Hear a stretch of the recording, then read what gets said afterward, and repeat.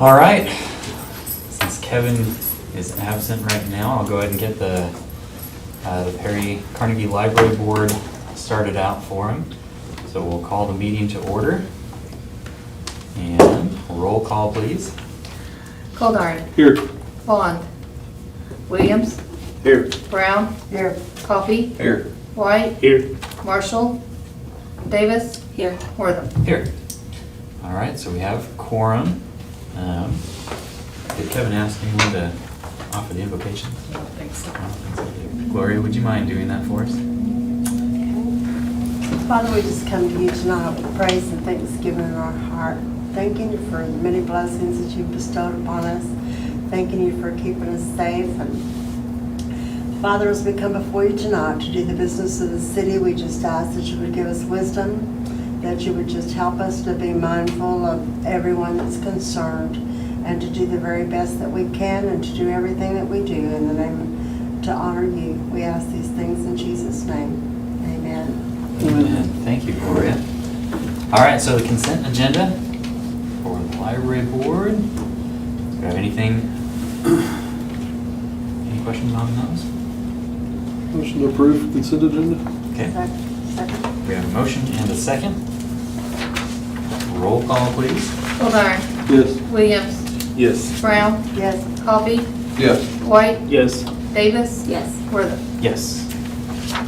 Thank you. And item 2, consider items, no, we'll skip down. Comments from those assembled? Seeing none. All right, so we have a presentation of the quarterly report. Ms. Pam Rigg. Hi. So we had a local resident and she called about the library purchasing an investing database.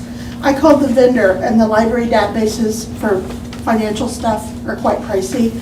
Individual memberships are $600 a year and obviously the library would pay a lot more. So I got to think, put my thinking cap on, and told Ponca, Enid, and Stillwater don't have them. Well, if they can't afford them, chances are good we can't either. So I did some research and I called Tulsa City County Library, and they have out-of-district library cards for $50 annually, and they can use to access the Morningstar database remotely. So for $50, our patrons can have access to a database for investing, and I thought that was pretty cool. On June 30th, the small libraries met in Perry. We went to Mariachi for lunch. I saw you there. And came back to the library to talk. Michelle, the library director from Cleveland, brought ideas for crafts, and everyone shared their ideas. We're rolling along in summer reading program and have 2 weeks left. Kids and teens who want to attend our pool parties need to complete and return their 4th list by the end of July. Tuesday and Friday of this week, the kids are making slime. Laura, you gotta bring your kids. I'm sure you want slime in your house. They'll be there. They will definitely be there. They're getting ready for the pool party too. Okay, cool. Next week is a glow party. Call to register your kids at 336-7300. This week, the library will host a teen program from 4:30 to 5:30. The kids will make a bath candle and a bath bomb. Again, call to register at 336-7300. We should have our new switches and wireless access points installed soon. They will order this month. The purchase price will be paid by E-rate and a grant from the Oklahoma Department of Libraries and the Institute of Library Services. And I have to say that. That's the legal part.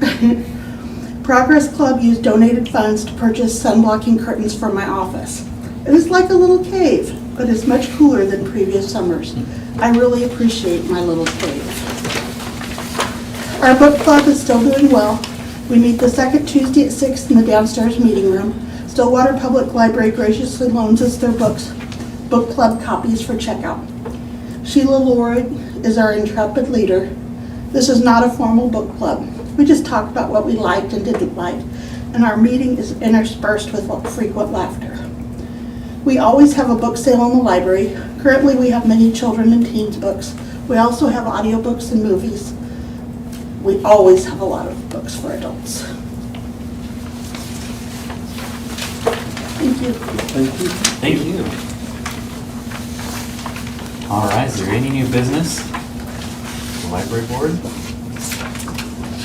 Seeing none, we have a motion to adjourn. So moved. Second. All right, roll call, please. Goldar. Yes. Bond. Excuse me. Williams. Yes. Brown. Yes. Coffee. Yes. White. Yes. Davis. Yes. Wortham. Yes.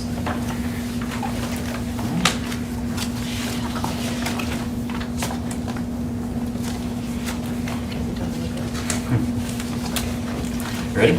Okay, let's call meeting to order for the City Council, the City of Perry regular meeting. Roll call, please. Goldar. Here. Bond. Williams. Here. Brown. Coffee. Here. White. Here. Marshall. Davis. Wortham. Here. Okay, so we have quorum. And we'll start off with the consent agenda. Anything on there that anyone would like to discuss? All right, Motion to approve consent agenda. there we are. Do we have a second? Second. Okay. Roll call, please. Goldar. Yes. Williams. Yes. Brown. Yes. Coffee. Yes. White. Yes. Davis. Yes. Wortham. Yes. All right, I don't believe we have any citizens desiring to be heard. So we'll continue on down to item number 5. Proclamations, commendations, reports, and inquiries by the governing body. I think the only update that I would have is, so we discussed in our planning session having a facilities tour. And so Larry got that kind of planned out for us for the 26th. Is that correct? So 26th, which is a Wednesday. Yep.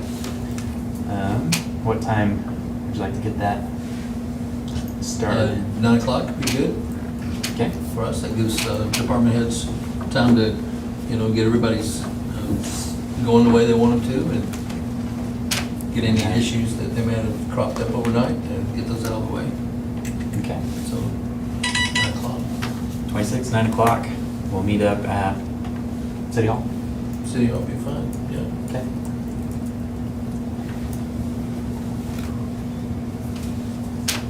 That was the 26th. The 26th, yep, next Wednesday. At 9 o'clock, City Hall, we'll get started and we'll move on to visiting the different facilities and with the department heads.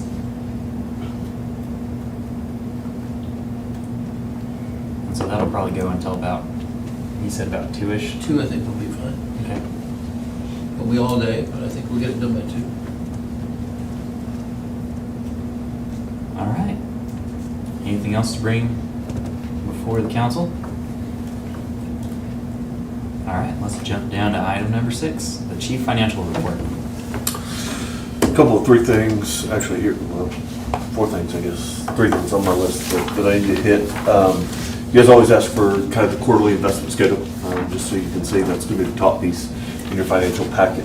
When you look over it, you can see, treasury rates running in the mid-5s right now. Our CDs are coming up as we're bidding those out and pushing them back and forth. There's still a few that are setting out on 12 months that we did a year ago, but everything else, as we're renewing it right now, has been rolling over to 3 months, just so that we can get a better interest rate and kind of keep up with the market as it's continuing to change.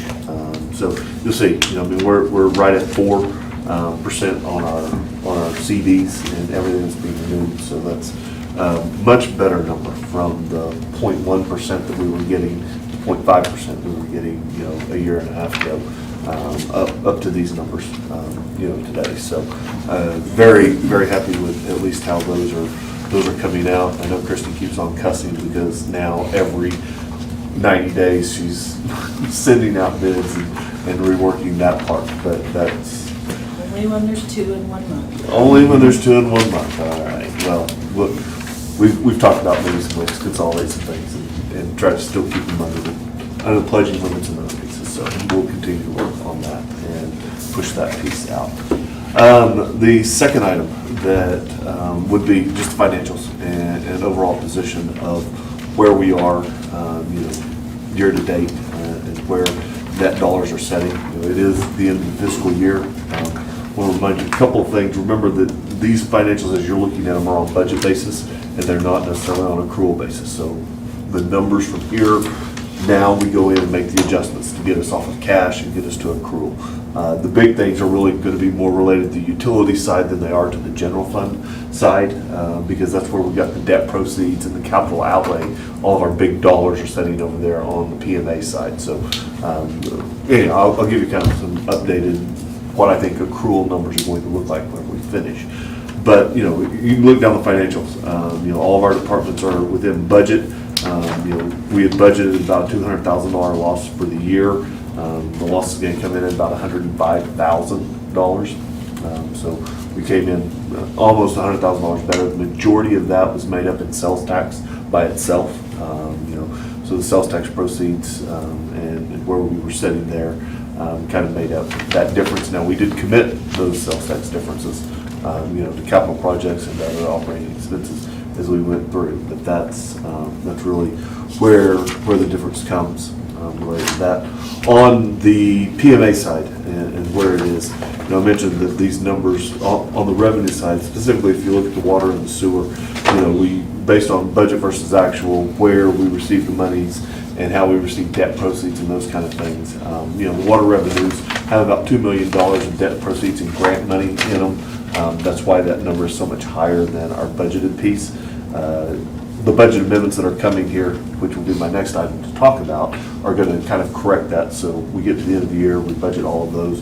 We knew what our capital outlay was going to be, give or take, but we had to add in one last payment that came in on the project. So anyhow, we get all that squared away, and whenever all those numbers flow out, we're expecting to end the year with a net income of about $550,000. That's a little bit lower, about, you know, give or take $120,000 less than what we had expected to bring in when we did the budget, when we adopted those things. So you wash the general fund out with the PMA, and our net, you know, we're really close to where we thought we were going to be from a budget standpoint, within about $25,000 at the end of the day.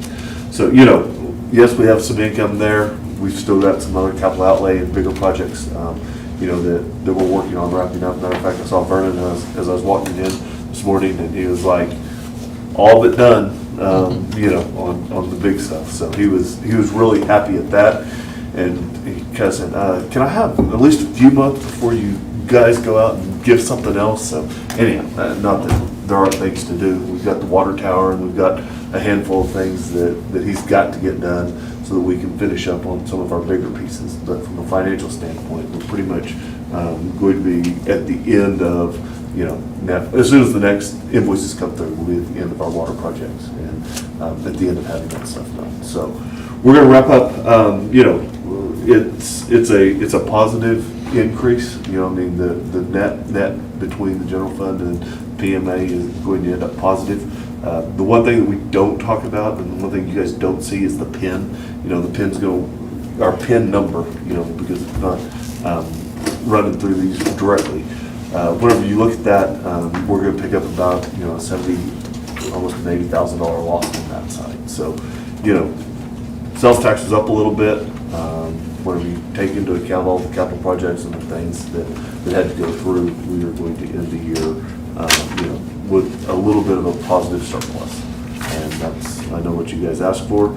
And you always want to keep that fund balance going up, because remember, we're going to be committing about $1 million out of our prior fund balance carryovers just to start this hospital project. You know, we've had to set aside $1 million out of reserves to meet the Baby First debt funding requirements. So it's a significant number for us. Right now, the estimated, as we look at the future, the sales tax versus the debt service number is going to be short about $100,000 a year. So we need to make sure we're planning to catch that up. I know you guys are relying on me, don't worry, I'm watching it, but I just want you guys to remember that as we're looking at these things, it's not like there's excess funds sitting out there. It's not like we're just hitting a home run. You know, the budget that we've adopted for this year, for FY24, is already at a loss. You know, and that's not including any capital projects. That's not replacing any of the open positions in the budget. You know, so there's still some holes and some places that we need to fill. But at least we're going to get through FY23 with a positive number and not a negative And then the final piece that I had is budget amendments. As I kind of mentioned to you, this is just the final end of year kind of housekeeping cleanup piece that we need to do. As far as the general fund goes, it's really just a net wash between the accounts. The PMA side, it's recognizing the additional grant, the additional funds from the OWRB debt issue and paying those dollars out on the sewer and the water projects. So this just kind of gets us as a housekeeping piece, because it's an increase in the total numbers. You guys have already talked about it, you guys have already approved that at council. I just need you all to approve the formal amendment, so I have something to throw in the file that council's approved. So the only action item that I really need tonight, you can approve the financials, but I do need budget amendments approved. So, any questions?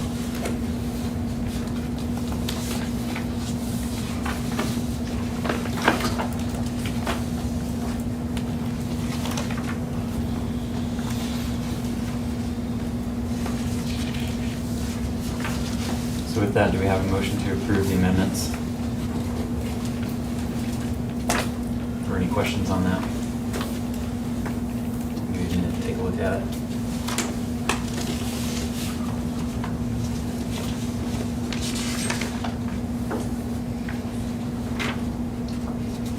So when I look at this, it says revenues increased by 790,000, but it also says expenses increased by 790,000.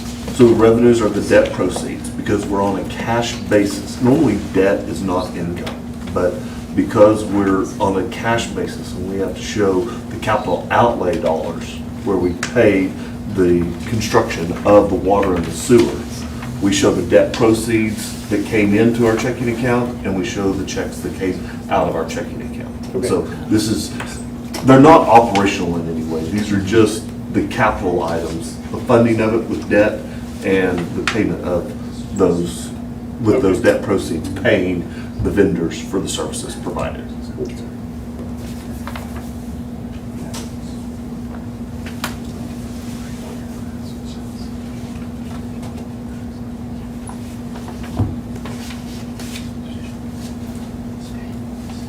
Motion to approve budget amendments?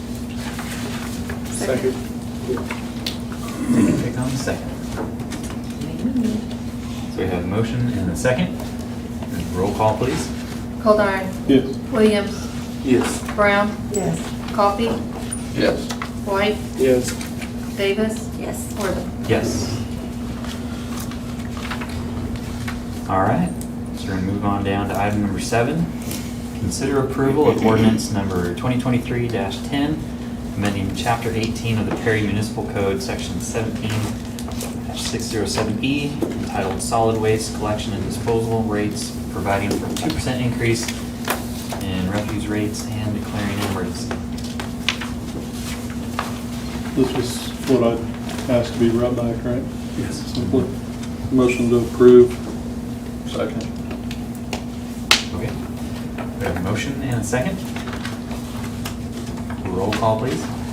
Goldar. Yes. Williams. Yes. Brown. Yes. Coffee. Yes. White. Yes. Davis. Yes. Wortham. Yes. Motion on the emergency, please. Second.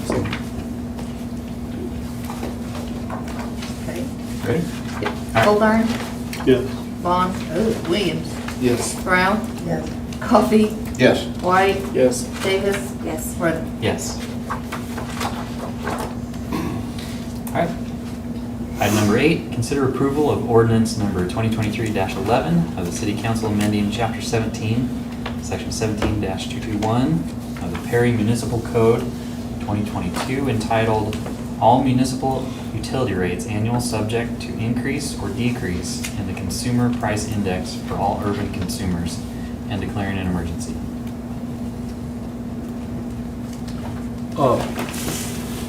This was requested to be placed on your agenda. If you want to turn to tab 8,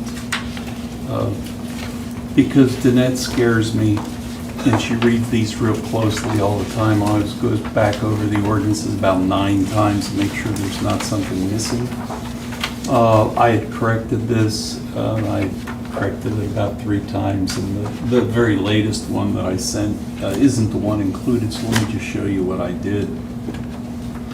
On that first page, if you look at the second to last line of the underlined portion, it says the rate increase or decrease, I added there, because it can be an increase or decrease, and the omission of that is wrong, so that needs to be added. And then up in the title, 4 lines up from the bottom, in all municipal utility rates based on the amount, I just inserted the word on. So I think that was the 3rd or 4th change that I made, because I'm always afraid if Jeanette reads too close. I guess I've said that twice, but she does read them and so do you, Derek.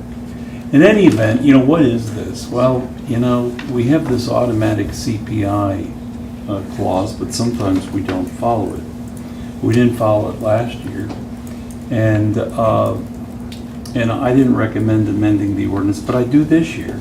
And so this change, all it does, it says, if you don't like the automatic increase, provide for something different during the budget hearing, like no rate increase or a decrease or whatever you want. And whatever you do at the budget hearing, that's what will be implemented. That'll be the final. So it allows you to continue that CPI automatically, but if you did something different at the budget hearing, then that is what is going to apply. So I think that gives you really the best of 2 worlds. I think the CPI clause, and the reason that a council, approved that a number of years ago, is it keeps everybody honest. I mean, costs go up. And, you need to consider that. You need to consider it pretty hard. But as a part of the budget, you're not married to it. And if you choose to do something different, then the actual amount that you do as a part of the budget will be what that is. This year, at least, to this point, it was 0. And so passing this makes this consistent with what your action is. If you don't pass it, then this ordinance says that, the rate should have gone up by that CPI amount, and there's nothing to buffer that. So there's no problem with this.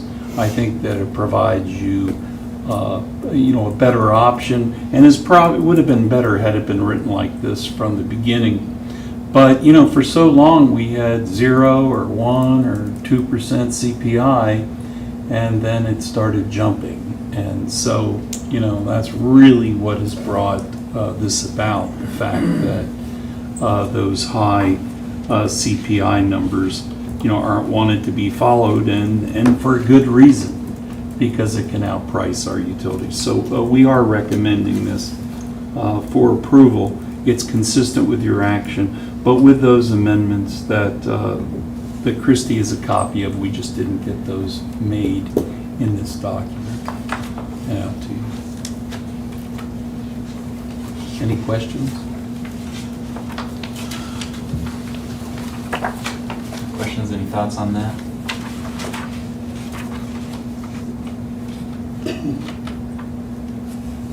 I think it's a much better system when it's written like that. And I also like that, like I stated before,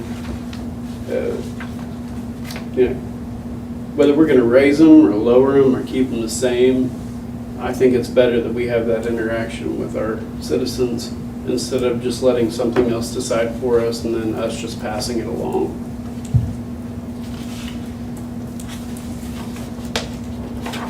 Agreed. So with this, we do need a motion to approve the change. Motion to approve. Second. Okay, we have a motion and a second. Roll call, please. Goldar. Yes. Williams. Yes. Brown. Yes. Coffee. Yes. White. Yes. Davis. Yes. Wortham. Yes.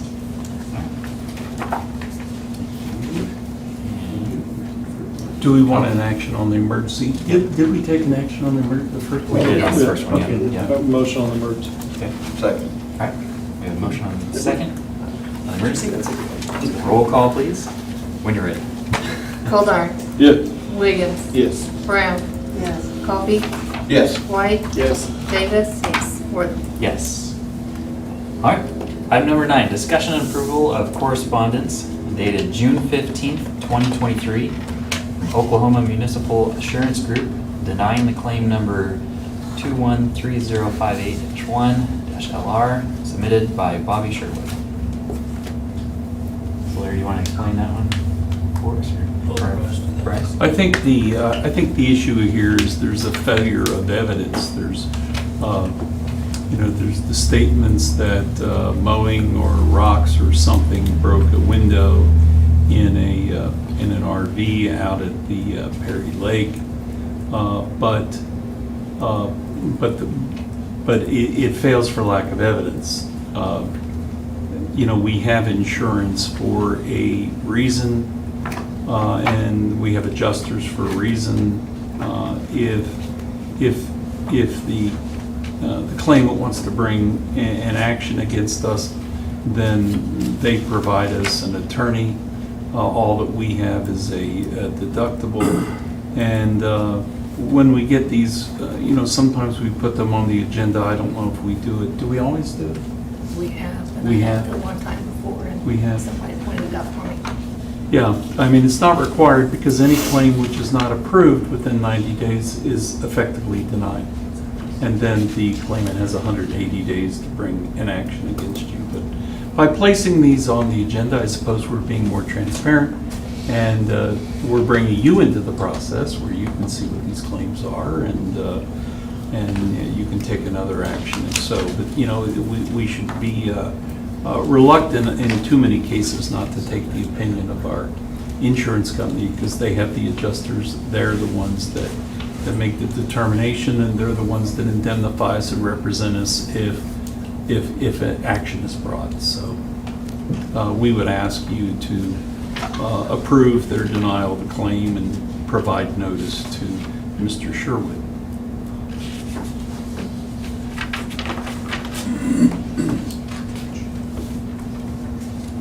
Does anyone have any questions on that incident, or that claim? I mean, the claim that we were talking about before that, yeah, it was me. I pushed and pushed for that. But they were also directly connected to our equipment.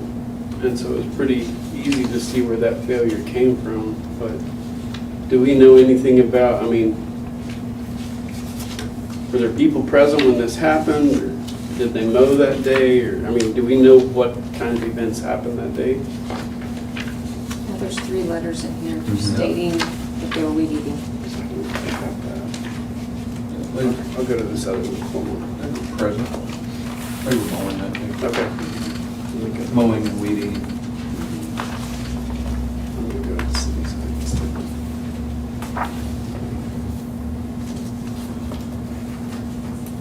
I believe the weed eating happened first, and then the mowers came later and didn't notice anything as well.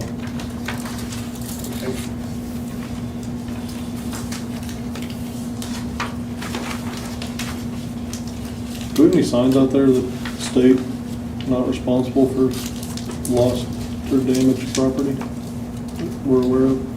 I don't know. I've just written a really good one for another community, and I'll give it to you for free. I mean, it really did. I wrote some really good notices that I'd be happy to send here that you could post in your various parks. Might be good to do. And it's always, a notice that gives the public notice. Now, you can't exempt yourself from, gross liability, but that's why folks put notices about in garages that we're not responsible for your equipment, lock up your cars and all that, because those notices do in fact work.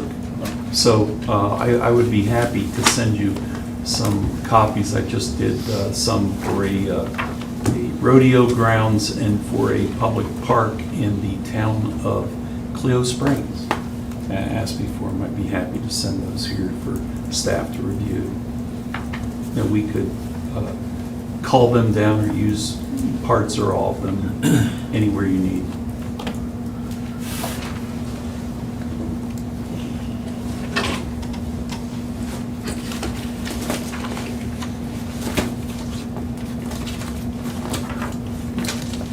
Any other questions regarding this item?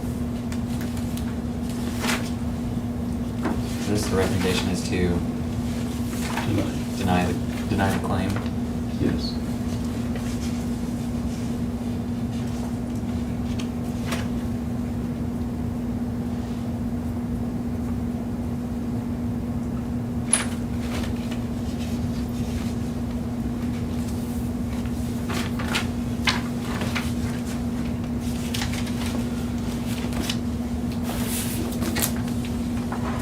Motion for approval of the correspondence and denying the claim 213058-1-1. Second.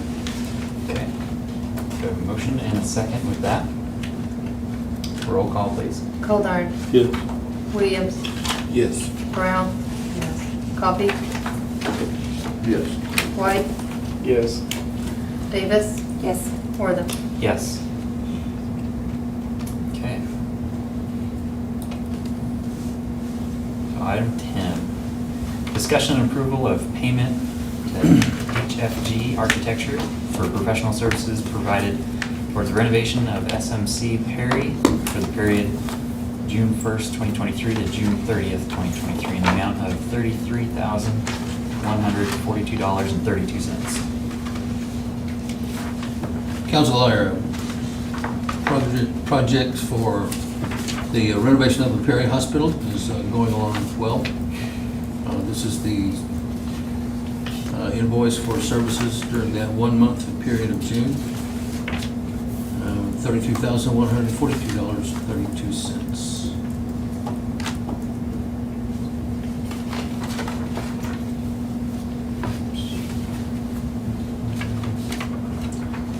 Make a motion to approve the payment for HFG Architecture for professional services toward the renovation of Stillwater Medical Center for June 1st and June 30th. Second. Okay, we have a motion and a second. Any questions on that? Roll call, please. Goldar. Yes. Williams. Yes. Brown. Yes. Coffee. Yes. White. Yes. Davis. Yes. Wortham. Yes. Okay, item number 11, discuss and consider approval of common representation letter agreement acknowledging Gaffey and Taft's representation of the various parties in the SMC, Perry, and the New Market Tax Credits financing. I think as we've told you, we have received, tentative approval for the New Market Tax Credit financing, which is fantastic because, our net on that will be akin to a $1.4 to $1.8 million grant that won't have to be repaid by the public and is a part of this transaction.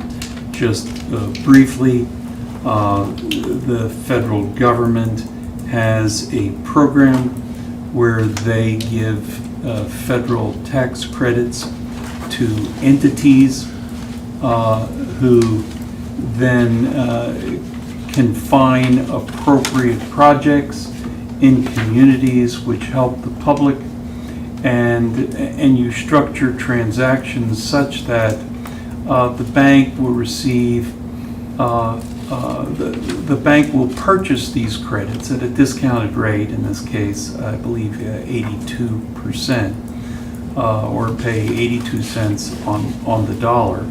And that money goes into this, grant fund, and they will receive 100% on their deduction on the federal taxes that they owe. So there's an advantage to the bank, and there's an advantage to us, and of course then there's the entity that acquires those credits. There's an advantage to them because there's big fees involved. There's big dollars and big fees involved.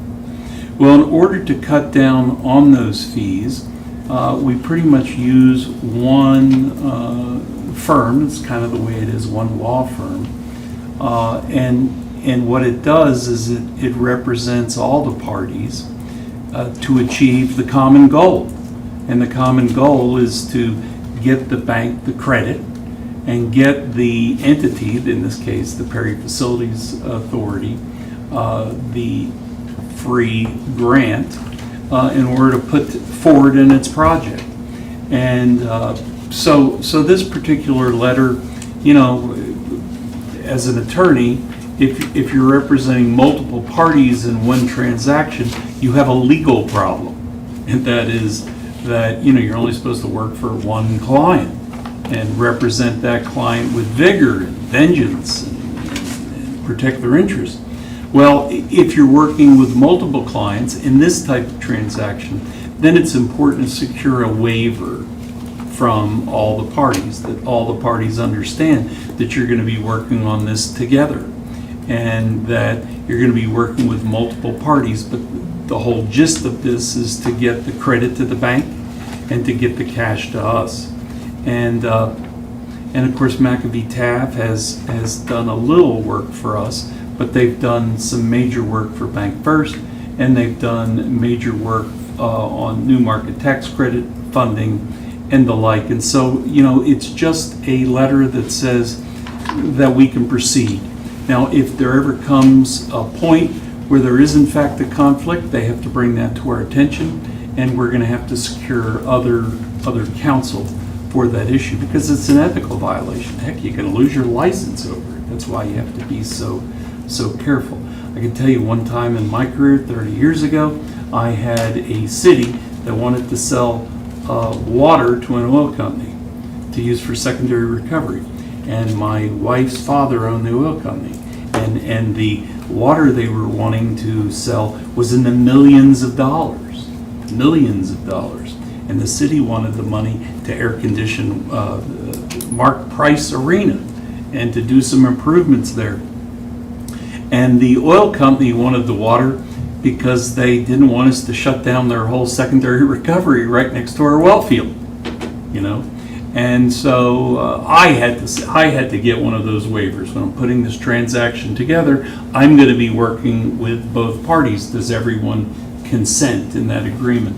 And of course, they wanted the money and they wanted their transaction to go forward, and so they consented. That's very important for the lawyers. So I have no problem with this agreement. I also included an email which kind of sets out kind of where we are in this transaction.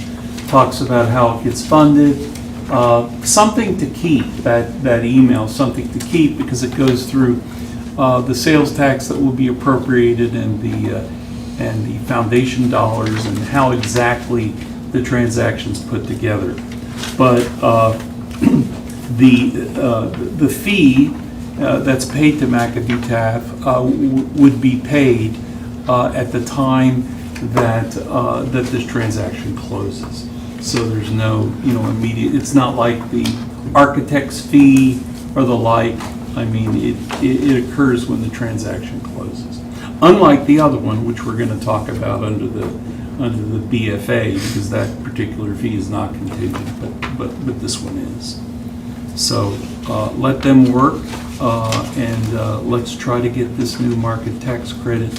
It's very exciting that we have secured that. REI, which is the one that typically gives them, did not have new market tax credits to give to this type of project. So they actually found the other new market tax credit entity, and they did choose our project. So I'm very excited about that.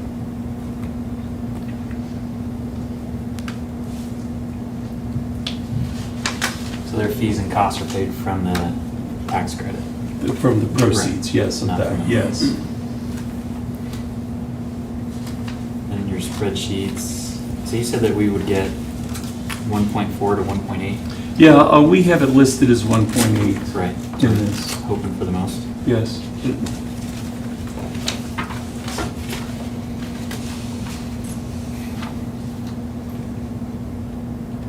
Do we know how much their fees generally run or cost?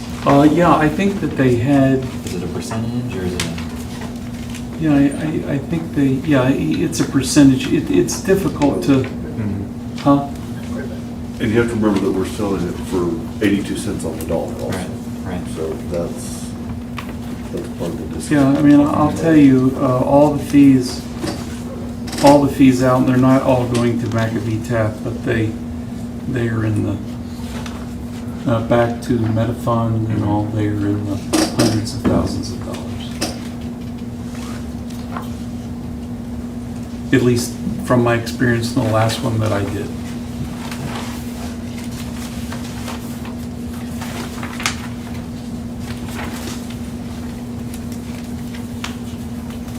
They can't move forward. We have a telephone call scheduled on the 24th, and of course, recognize they can't move forward on it until they receive this common representation letter.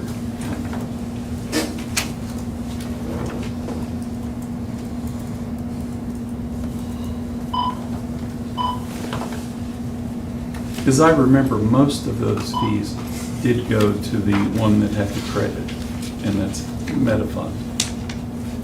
But they're purchased. I mean, Metafund buys those too. They're just not granted those, so. But I was not, in the Blackwell transaction, I wasn't involved to the point where I had all that documentation. I represented the city. I did not represent the entity that did the borrowing. That was another attorney.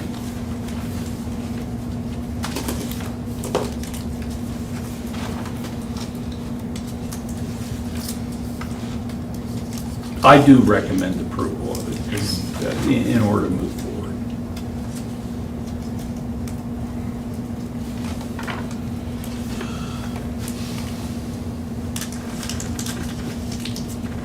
There were a few questions when this came up last, because Yeah.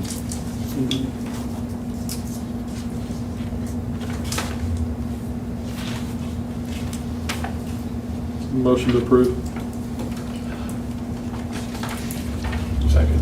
Okay, we have a motion and a second. Any other questions or discussion? Okay, none. Roll call, please. Goldar. Yes. Williams. Yes. Brown. Yes. Coffee. Yes. White. Yes. Davis. Yes. Wortham. Yes. Okay.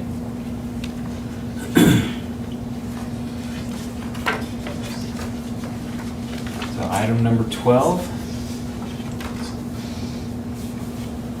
Discuss and approve agricultural lease at the South Commercial Park. Council, this is for the 128 and a half acres that we have south of Center's Corner. This is something we do typically on an annual basis, and so we appreciate your consideration and approval.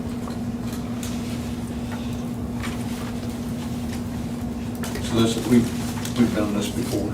We do this every year. Yes, Pretty much. pretty much. This is same lessee, right? Pardon? Same lessee, right, as Yes. previous? How many acres do we have out there again? 128 and a half. All right. Actually, if you want to get real technical, it's 131 and a half, but 3 acres is for the easement down the road that we have between the two on-cue parcels. Right. So, usable 128 and a half. Have we ever had any other interest in that acreage in our commercial park with cows? Not that But I know of. it needs to be served with utilities. Right. Yeah. Yeah, I mean, if it was served with utilities, then it could make the Department of Commerce list. Right. So it doesn't have utilities? That's site ready, it doesn't have sewer, it does have water right across the street. Sewer is the big cost. Gotcha. Sewer is the big cost, and we do have sewer nearby, it's Right. across the street. We just don't have anything. We don't have it come Ran over to. in sewer, of course, the road would need to be bored, and then where would you put it? Would you Right. just front it out, or, would you run it on, would you tee it somewhere so that people could actually connect to it, or what? We did in our agreement, that was when we acquired the property, it was our intention to make that, A commercial park. yes, yes, but, you know, we got involved in other things. We had other parks, we had other industrial parks, you know, and we spent other dollars, so. Since I've been on, we've tried a few things, signs out there to notify people driving by. We had the, I can't remember the company that you did the survey for us. Oh, that's right. I was on To- That was Quest. Quest. that. So, we have tried a few things, but he said until we get. Right, until we have utilities. Yeah, To that's- it. That's the big thing right there. Right. Until then, it's a It's an agricultural agricultural, field. you're right.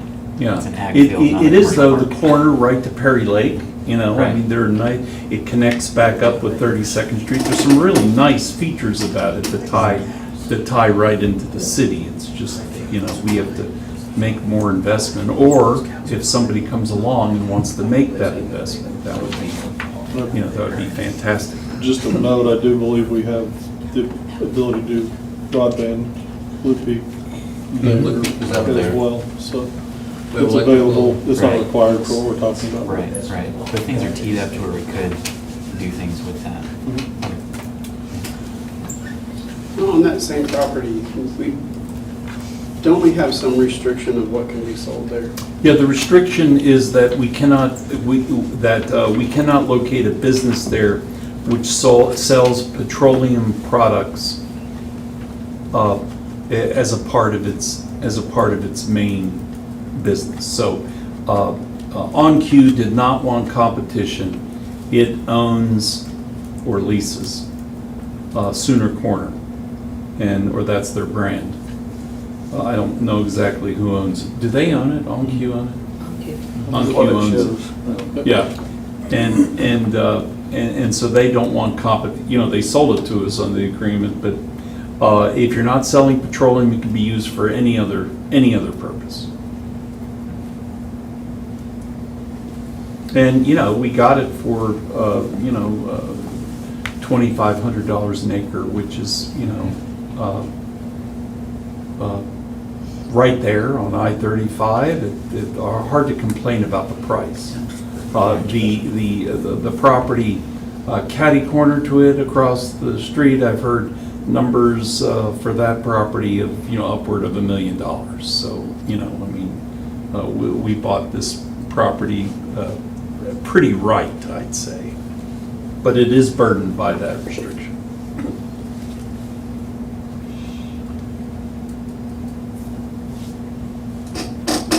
Okay. Yeah, I think until we are able to discuss utilities being put over there, we just continue leasing it out as an ag field.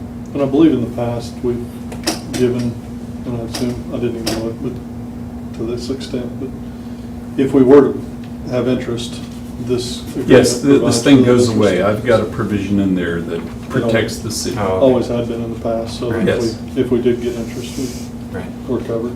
Okay. I make a motion to approve the agricultural lease for the South Commercial Park. Second. We have a motion and a second. Roll call, please. Goldar. Yes. Williams. Yes. Brown. Yes. Coffee. Yes. White. Yes. Davis. Yes. Wortham. Yes.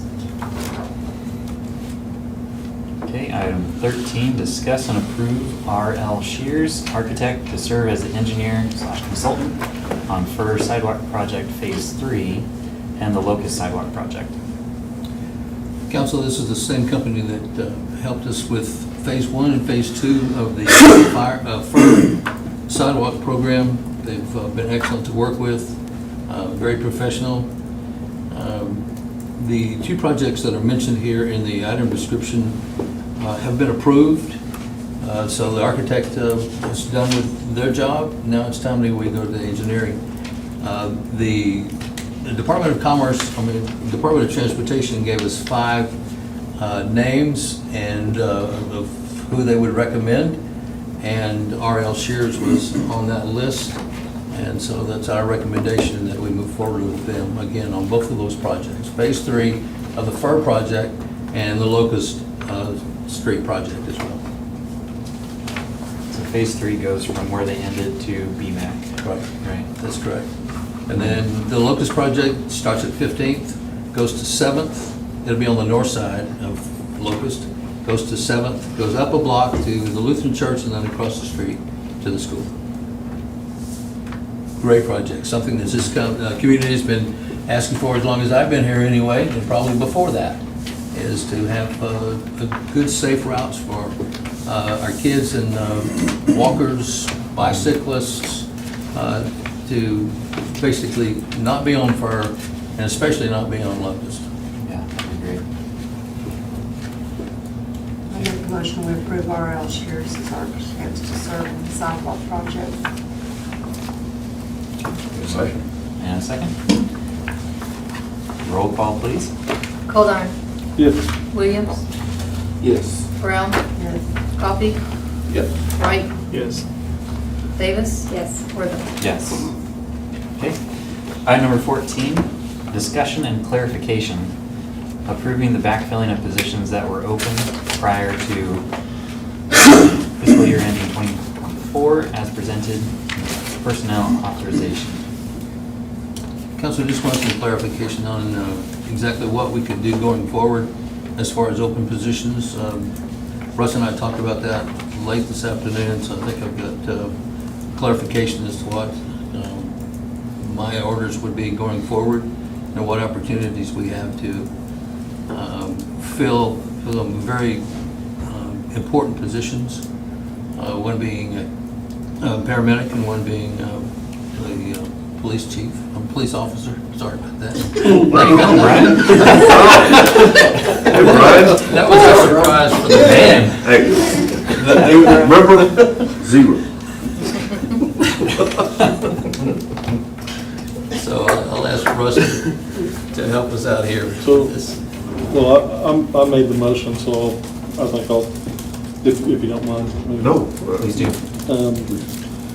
My motion, so, one, we're going through a lot of planning, and it's the most planning I think this body's done in a while. And in asking for, and hopefully giving us time to complete that planning, we were asking that no new hires happen currently unless emergency. And anything like that you just bring before us. Is what my motion was meant to be. Okay, currently we have, since the budget was approved, we have 2 paramedic positions open now. So basically, except for 2 days a week, we cannot transfer any ALS patients from our hospital. So basically, we're on deferral 4 days of the week. So we'll probably come back as soon as you finish your strategic plan, because it's not helpful to our operations, not helpful to our hospital either. I would even say, you don't have to wait till our strategic planning's done. I would say if you need it, bring that. I'm speaking for everyone right now, but bring that to it. I mean, if it's emergency, like I said, bring it. Okay. With justification, we'll be glad to look at that as we continue through. Obviously, if people move on or anything like that, I get that we may need to do something there, but. Okay, all right, very good. Thank you, I appreciate that.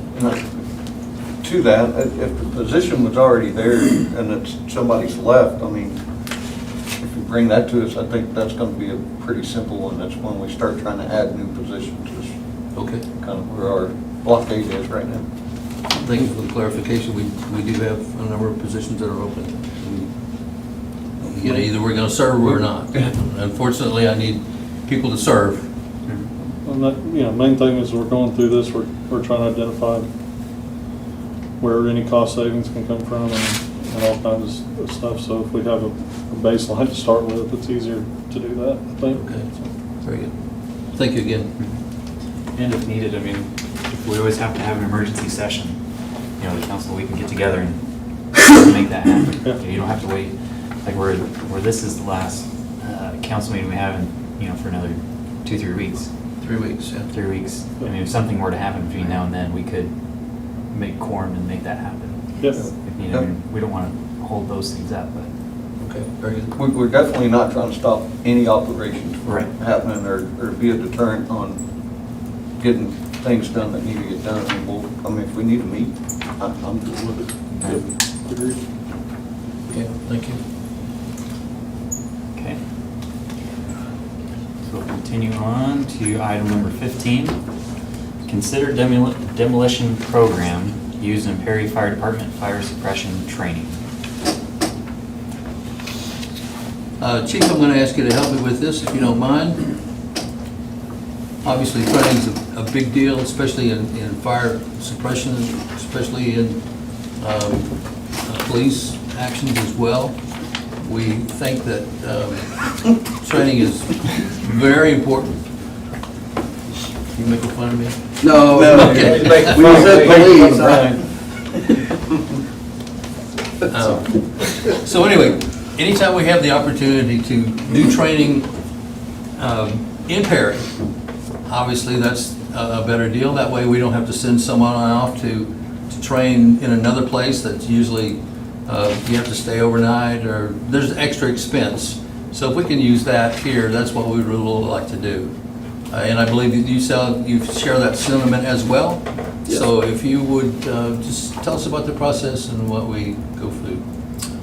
So years ago, we would actually go light people's houses on fire for them, and then we would train inside of them. But then DEQ decided that was a bad idea because of the toxic gases and things that are let off by shingles and apparently some lead-based paint and windows and that sort of thing as well. So that program essentially ended. What we had found though is that there were some residents that had some old abandoned homes, and they were excuse me, they were nice enough to offer those up to us as they were going to file for demolition permits anyhow.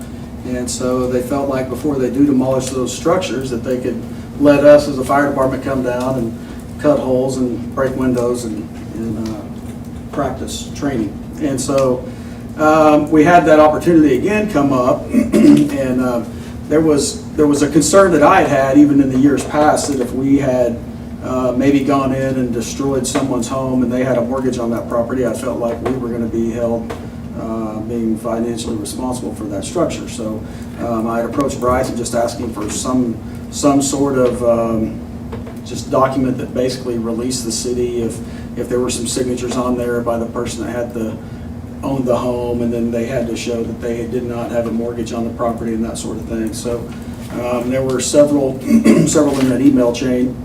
And I apologize, I can't identify the exact person that come back with what if we demolish the houses after we trained on it. That way it's almost like we're cleaning that area as well. I mean, if that was the original intent of the homeowner was to demolish that house and clean the area up anyway, why don't we as a city do that? So I think it's a great idea.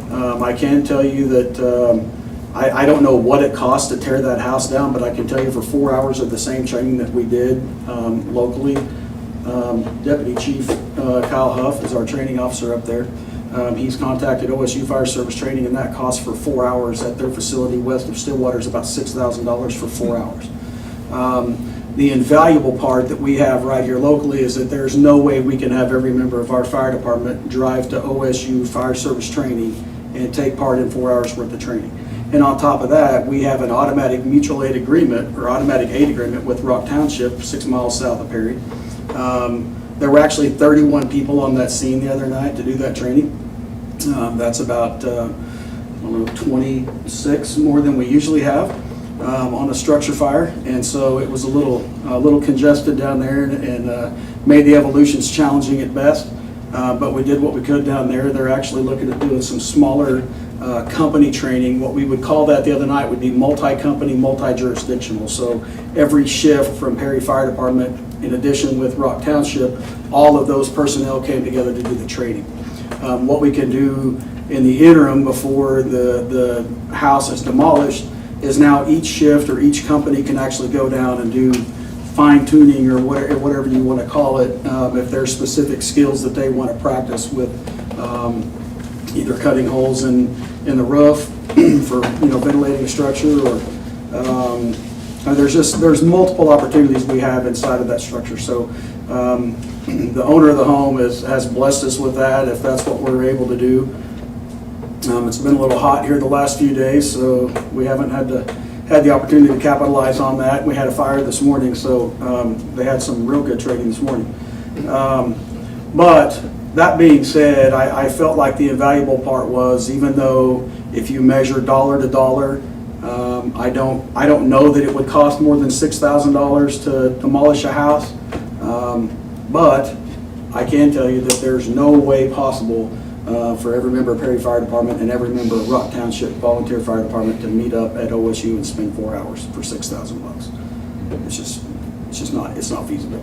So that was where we felt like the greatest benefit to having this program available to us right here in our community. That was the most beneficial thing. What kind of preparation goes into looking at, like, evaluating these properties that somebody says, hey, do my property?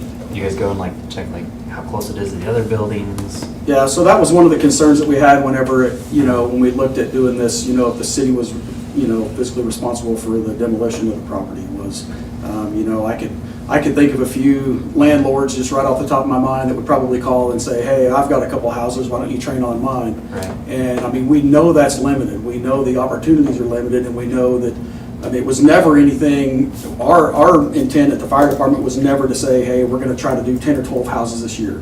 There was never a list of structures. There was never any discussion on that. And if there was some misperceived information out there, it may have come from me just with the statement of, I know there will be a lot of landlords that will call and say, hey, come and cut holes in my house so we can, have you demolish it as well.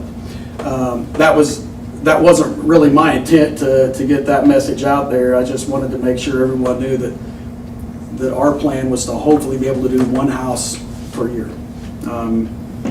It affords us an incredible opportunity that we don't get, very often.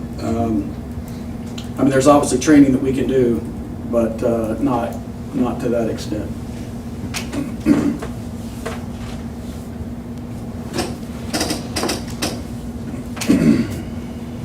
Sounds like a good program to me, but I do think you need the documentation that they will sign and probably, make every effort to make sure it's Right.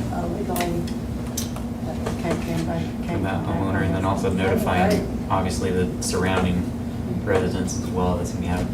So if another property gets damaged because of our training, how do we cover that? That would be just part of our Right. liability insurance, our operations. We would have, up to $1 million on that.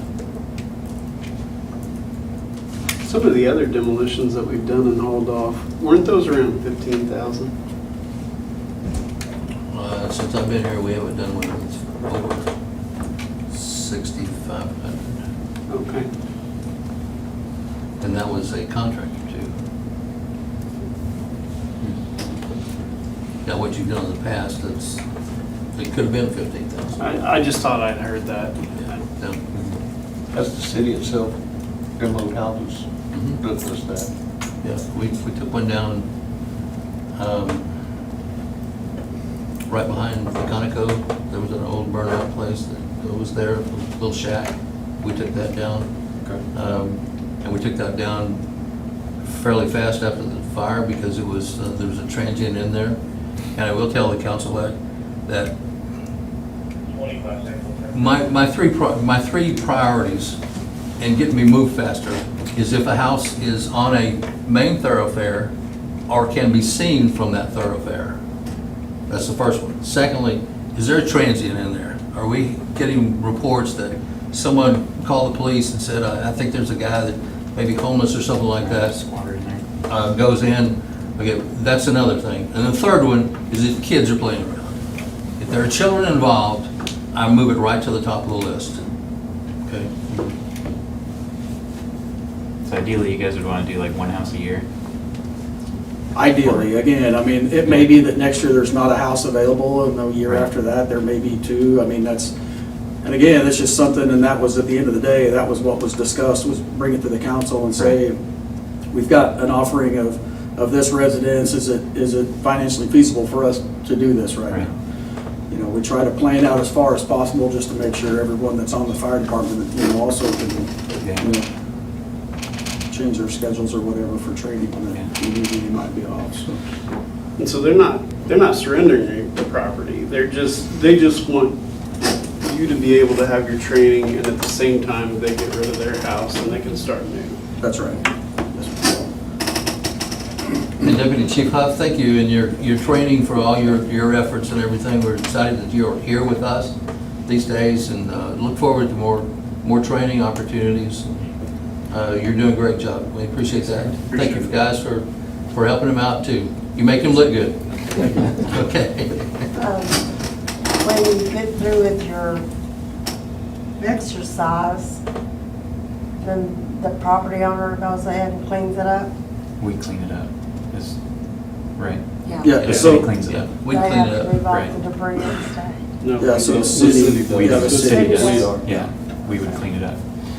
In this case, the owner of the property has just given us all the availability that we have to come down and practice as many times as we want. I know it's urgent for them, but it's not emergent that it gets demolished. I mean, they do obviously have plans that they want to, that's why they purchased the property, is to, you know, to make it better. And so they don't want it to continue sitting there, you know, as we, Right. When you do this, is there any documentation or anything that helps you keep certain classifications, or maybe your crew learns new skills or anything like that? yeah, we have a lot of new personnel right now. And so we've got one that doesn't have any fire training yet. And then, you know, there's several at Rock Township that can't do what we call interior attacks, so they can't go into a burning structure. There's several down there that can. But it affords those guys the opportunity, while it's not on fire, to actually go in and see whatever tactics take place, you know, by, you know, attack teams that are, you know, actually doing interior attacks on burning buildings. So is this good practice, or do they actually get certified through this too? No certifications. No certifications Yeah, or no. anything? Okay. No But I mean, it's still good Yeah. training, yeah. Yeah. But with this, they still get a certain amount of permission to help with those kinds of fires though, right? Oh, yeah, it's definitely a huge help. I mean, we had a fire at American Best Inn this morning, and it was contained to one unit, and, I mean, that's all contributed to training. I mean, Nice. just, I mean, if that's really what we pay to get rid of a house, I mean, Right. we get rid of an eyesore, we get them trained, Right. and And we don't have to send them off to Right. someplace for a while. I think it'd be good with some of these property owners that are wanting to donate their property. When we're selecting these candidates, if they also had like a property improvement plan, kind of following that, you know, saying, hey, I'm willing to donate my house or this, you know, property to get demolished and for training, and this is what I'm gonna be doing with it. I mean, not to mention, there's a lot of those properties like that. The people that own that property, this will help them out a lot, because they don't have the money to just sink into something to destroy it. Right, right. I think we had some somewhere in Holly that we ended up. We took down 730 Holly Yeah. a couple of years ago. It has a house on it now. That particular property was deeded to us. Yeah. So all it cost us was to get the 3-story house down. Actually, there was 2 stories with the basement, good-sized basement too.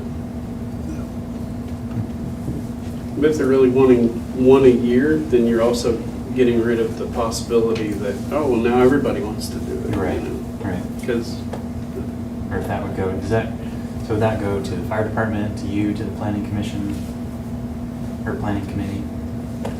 I almost wondered if there were too many, if you'd go to a lottery process. Right. I mean, really, because how could you be fair about it? You know Right, what I yeah. mean? That could be. If I they meet think certain credentials. I think it depends, again, on where it is and what are the potentials for the real goal, which is training, local training, right here. So I think that's probably the biggest thing that we need to look at. Just because we can go out and have fun burning something down or tearing something up, that's not the point. The Yeah. point Right, is right, right. To have training. It's beneficial training. And the other benefit to that house down there is, I mean, there was integrity to the house. I mean, it wasn't like the roof was caving in and, you were afraid to send people inside because the floor had holes. I mean, it was a house that had just been lived in. And there were still personal belongings inside the house, so it just never got removed. But it was structurally sound. The roof, all of its integrity was left. There was one area that,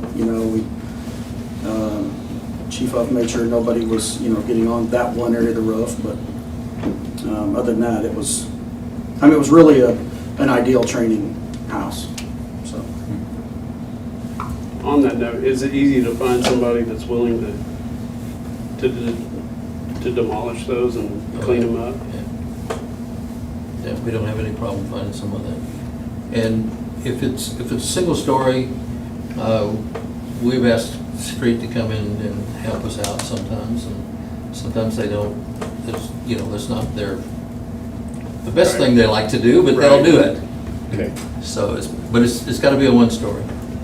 Two-story don't have quite that skill set, nor the equipment. But one story, this particular one, I think it's a story and a half or something. It's got a little loft up there. Bulldoze it to the front, and pretty much take the rest away. Yeah. It sounds like a good idea. Yeah, I like it. Okay, so with that, we do have a recommendation to approve this program. Do we have a motion for that? Motion to approve. Second. All right, we have a motion and a second. Roll call, please, when you're ready. Goldar. Yes. Williams. Yes. Brown. Yes. Coffee. Yes. White. Yes. Davis. Wortham. Yes. Thank you, Council. All right, so item number 16, discussion concerning the police officer agreement with the Charles Machine Works Incorporated, an Oklahoma corporation doing business as Ditch Witch, and/or guidance related to such agreements and the use of funding obtained under those agreements. And so Brian, do you want to kind of help us out with this one? So we've been approached by Charles Machine Works to have officers on site at Charles Machine Works to just have a presence or help policing, to that effect. Yeah. Doesn't Sorry. Doesn't this one kind of have some tie-ins to 17 as well? Maybe we should consider 17. We certainly could. We can't get into the full gamut of it. We'll have to come back and discuss the things that we can't discuss in executive session. But yeah, I mean, there's a whole issue in 17 that's part of 16. But we always need to be careful about where we talk about things. But yeah, I think the answer to that's yes. But I don't want to have a full discussion about it. We need to have part of the discussion in public. Right. Well, this really started a couple months ago. I was approached by Ditch Witch. They said corporate wanted them to have a security type atmosphere out there at the facilities. But they don't want security, they want police out there. They want it from 5:30 in the morning, 5:30 in the evening, Monday through Friday. We met with Larry and everybody to get everything discussed, what we could do. This would be an off-duty assignment. The guys that are off-duty, if they want to go out there and work a security portion, they met as a union to discuss how this would go about, and the union felt that with 13 police officers, minus the 4 of admin, which is myself, Lieutenant Dudry, Sergeant Tyler, and Lieutenant Odell, we're kind of here mainstay through the week, so that brought it down to 9. I have 2 or 3 officers that have off-duty jobs right now in Oklahoma City. They work a day or 2 on their days off. There was a couple of them, it's like, man, I just don't have the time to do it. So I felt, and I respected what they said. They said, we would like to do it, but right now we just don't have the manpower to do it. And we had maybe 3 guys trying to man a week-long service, and you know as well as I do, if you come into work and you wake up that morning on your day off like, man, I just don't want to go to work today, we didn't want to leave them unprotected. So right now, we're still working, we're trying to figure this out. I think we've gotten really good conversations today. We're getting close to where we can manage it possibly, but that's where it's going to come into just a little more discussion and seeing where we stand on that. But we, as a police department, want to do anything we can for Ditch Witch. I mean, they've been great to us. We want to be able to return it. That's why we're really working diligently right now to try to make this happen. So that's kind of where we're at right now. And so this we will be discussing further in item 17. But we felt it was, of good faith and to express to the public that, this has been brought to us as a council, and that we value our partnership and relationship with Charles Machine Works and Ditch Witch. And, whereas there's going to be some things that we can or can't do with the current staff that we have, we want to try and come up with solutions to figure something out, to do something for them. And so with that discussion, is there any other thoughts with that before we go into item 17? Do we need to come back to this one after we go to 17? For the- We can see how item 17 goes. Yeah. But, there's no recommendation to approve anything. We just wanted to make it known that we've been approached about this from Ditch Witch, and we're going to take a look at it and see what we can do for them. So with that, we can move on to item 17. Consider convening into executive session to discuss negotiations with Perry Lodge 137 Fraternal Order of Police and with Local 4242 Perry Professional Firefighters pursuant to Title 25, Section 307B2 and the Oklahoma statutes as amended. So moved. All right, sorry. We have a motion and a second. We go into executive session. Roll call, please. Goldar. Yes. Williams. Yes. Brown. Coffee. Yes. White. Yes. Davis. Yes. Wortham. Yes.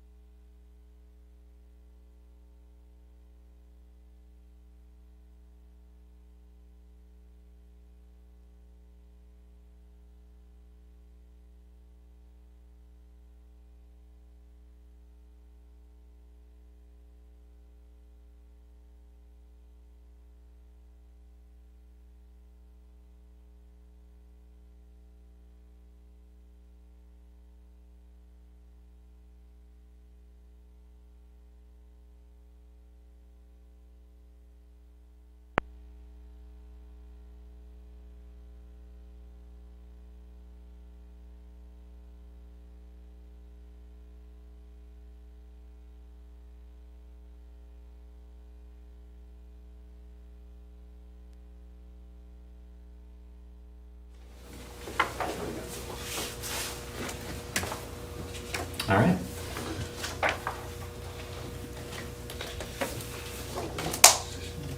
Okay, do we have a motion to reconvene? So moved. Second. All right, roll call, please. Kolar. Yes.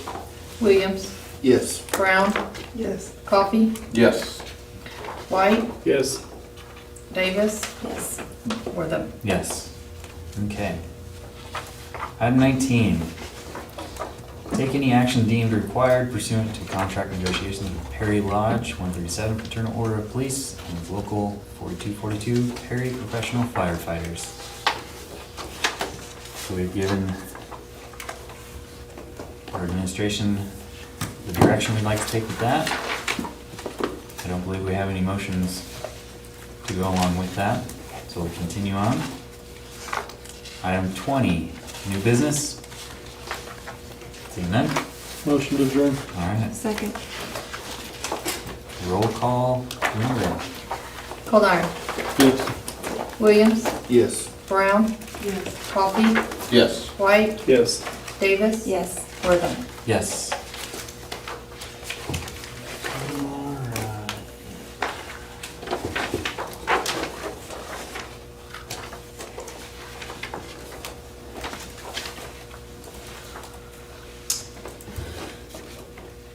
Ready? All right. Let's call a meeting to order for the regular meeting of Perry Municipal Authority. Let's have roll call. Kolar. Here. Bond. Williams. Here. Brown. Here. Coffee. Here. White. Here. Marshall. Davis. Here. Wortham. Here. All right, item 1, consent agenda. Motion to approve. Second. Okay. Roll call, please. Kolar. Yes. Williams. Yes. Brown. Yes. Coffee. Yes. White. Yes. Davis. Yes. Wortham. Yes. Item number 2, consider and approve revised quotation for transformers for the correct amount of $85,942.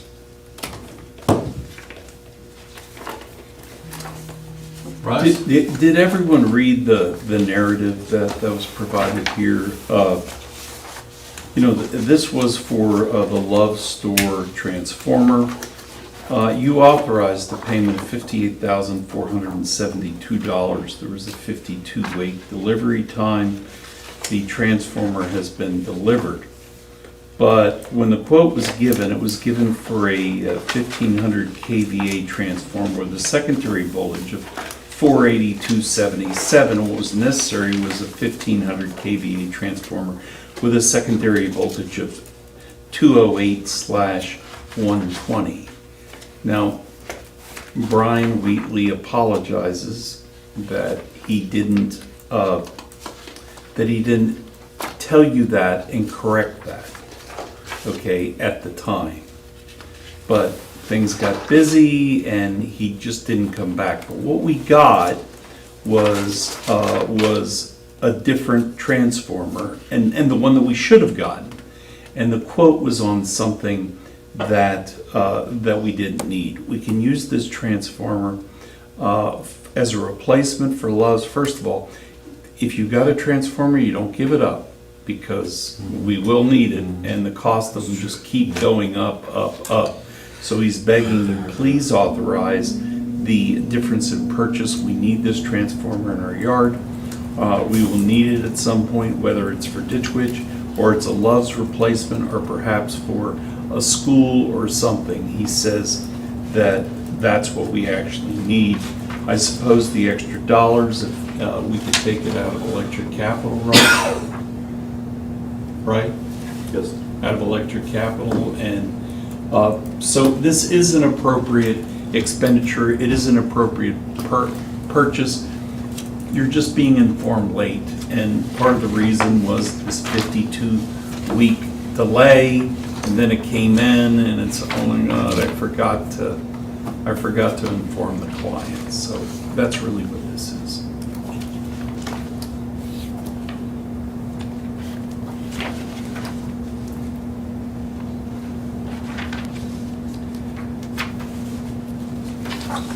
So we have questions on that?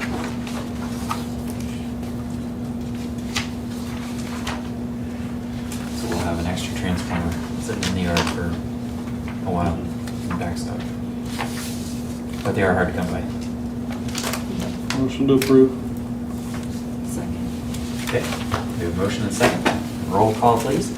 Goldar. Yes. Williams. Yes. Brown. Yes. Coffee. Yes. White. Yes. Davis. Yes. Wortham.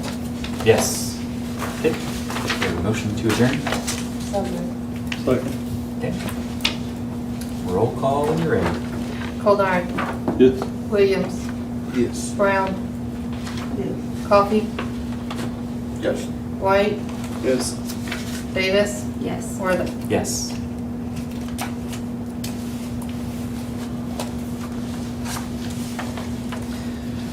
Okay, let's call our Perry Facilities Authority meeting to order.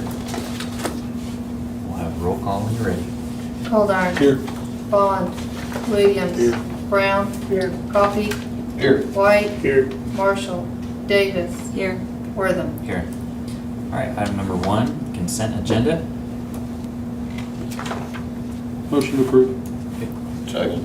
All right, motion and a second. Roll call when you're ready. Goldar. Yes. Williams.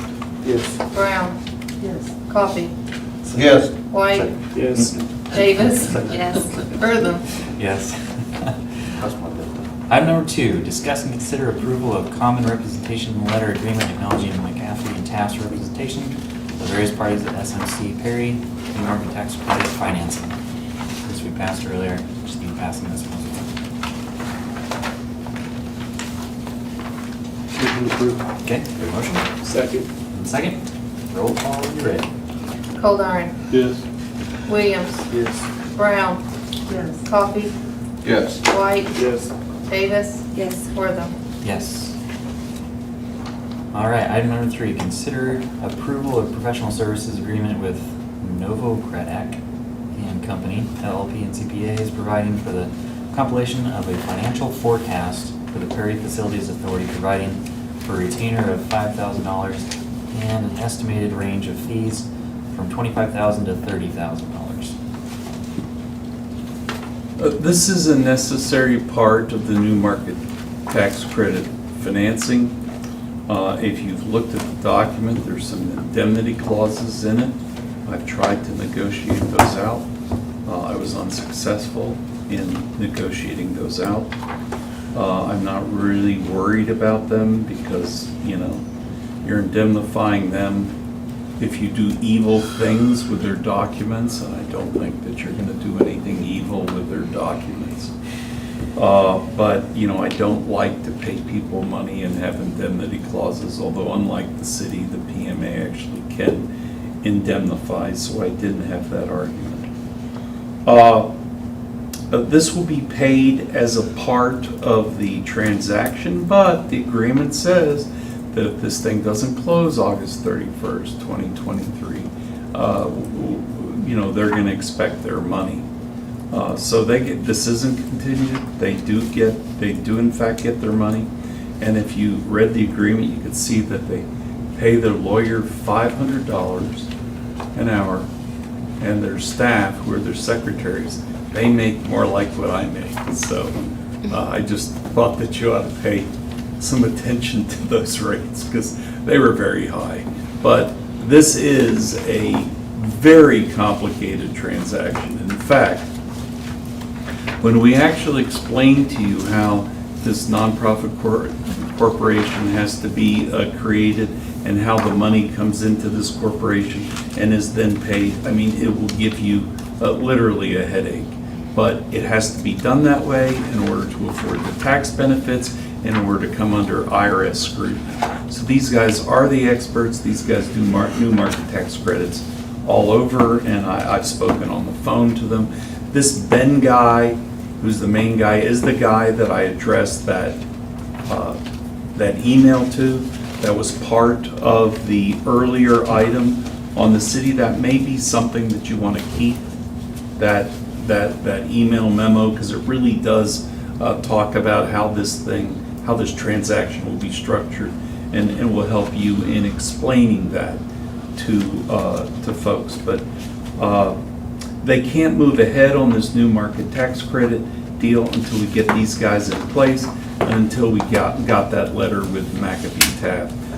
We do have a telephone call scheduled on the 24th where we're going to set up thresholds and landmarks and get that thing going. You know, this thing's going to move pretty fast. March 1st, the architect's supposed to come out with the plans by, excuse me, did I say March? August. By August 1st, it's late. They're supposed to have the architect plans by August 15th. We're supposed to get the maximum guaranteed price. And, you know, what we're hoping for is that we could have a closing sometime in August, September. So this is coming pretty quick. I don't think it'll probably come that quick because I think that maximum guaranteed price is going to be a little pricey because it's going to be without getting actual bids in hand. But we'll see what happens. So it's as quick as I can get it moving. But I do ask that you do approve this agreement so we can get this new market tax credit financing going. So this is coming out of our general fund? Well, I think it'll come out of the closing costs Of of the the closing new, I mean, I costs. don't think it'll come out of there. Yeah. But On here you have if general it fund. doesn't, if it does have to come out of the general fund, it'll be reimbursed Okay. by the closing of the transaction.